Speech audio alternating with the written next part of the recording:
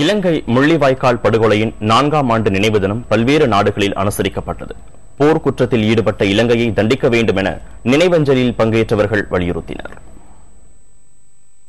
இலங்கையில் கடந்த 2009ஆம் ஆண்டு மே 18ஆம் தேதி விடுதலை புலிகளுடன் நடந்த இறுதிக்கட்ட யுத்தத்தில் போர் விதிமுறைகளை மீறி பல்லாயிரக்கணக்கான தமிழர்களை ராணுவத்தினர் படுகொலை செய்தனர்.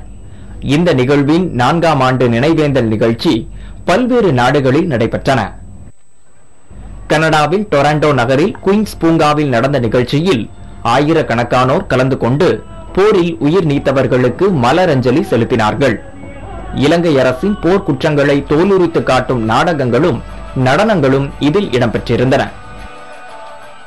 இந்த நாளிலே கடந்த பல வருடங்களாக 2009ஆம் ஆண்டு மட்டுமல்லாமல் பல தசாப்தங்களாக நடந்து வருகின்ற இன அழிப்பில் இழந்த மக்களை நினைவு கூறுகின்றோம்.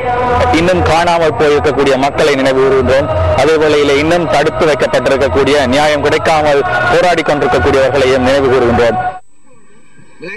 பிரிட்டன் தலைநகர் லண்டனில் தமிழர்கள் இலங்கையில் போர் குற்றங்களை வெளிக்கொணரும் பதாகைகளை ஏந்திச் சென்றனர். இதேபோல் அமெரிக்கா, டென்மார்க், நார்வே உள்ளிட்ட நாடுகளிலும் புலம்பெயர்ந்த ஈழ தமிழர்களும் பல்வேறு மனித உரிமை அமைப்பினரும் கலந்து கொண்டு அஞ்சலி செலுத்தினர்.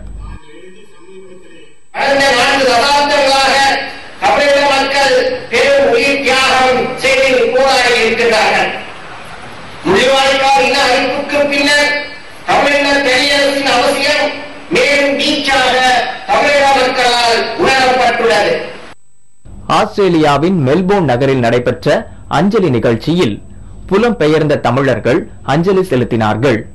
அப்போது போர்க்குற்றத்தில் ஈடுபட்ட இலங்கை அரசை தண்டிக்க வேண்டும் என்று அவர்கள் வலியுறுத்தினர். சுவிட்சர்லாந்தின் சூரிச் நகரில் நடந்த பொது வணக்க கூட்டத்தில் எழுச்சி பாடலுடன் உயிர் நீத்த ஈழ மக்களுக்கு அஞ்சலி செலுத்தப்பட்டது. அப்போது மே 18ஆம் தேதியை இனப்படுகொலை நாளாக அறிவிக்க வேண்டும் என்று வலியுறுத்தப்பட்டது. மொரீஷியஸ் தலைநகர் போர்ட் லூயிஸிலும் முள்ளிவாய்க்கால் படுகொலையில் உயிரிழந்தவர்களுக்கு அஞ்சலி செலுத்தப்பட்டது. பின்னர் அந்நாட்டின் நாடாளுமன்றம், அமெரிக்கா மற்றும் இந்திய தூதரகங்களை நோக்கி பிரம்மாண்ட பேரணி நடைபெற்றது. புதிய தலைமுறைக்காக செய்தியாளர் குழுவுடன் சுரேஷ்குமார் மற்றும் பாலகிருஷ்ணன்.